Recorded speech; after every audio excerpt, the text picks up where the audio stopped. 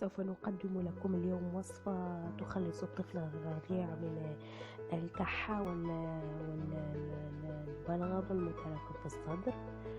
نأخذ ورقة خروع ونقوم بدهنها بزيت الزيتون.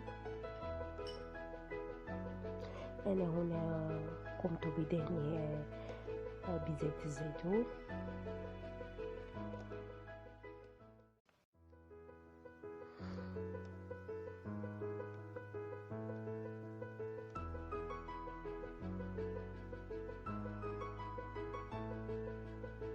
ثم بعد الانتهاء سوف نقوم بوضعها على النار لتدفأ قليلا.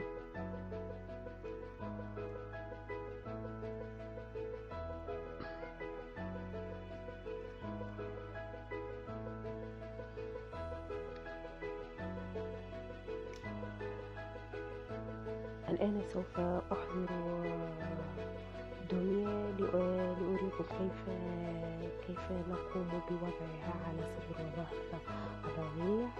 تقومون بفردها فوق صدره، ويمكن وضع ورقة ثانية على ظهره بشكل جيد.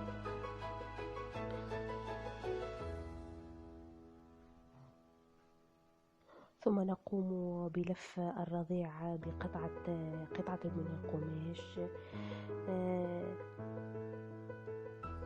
حتى تتماسك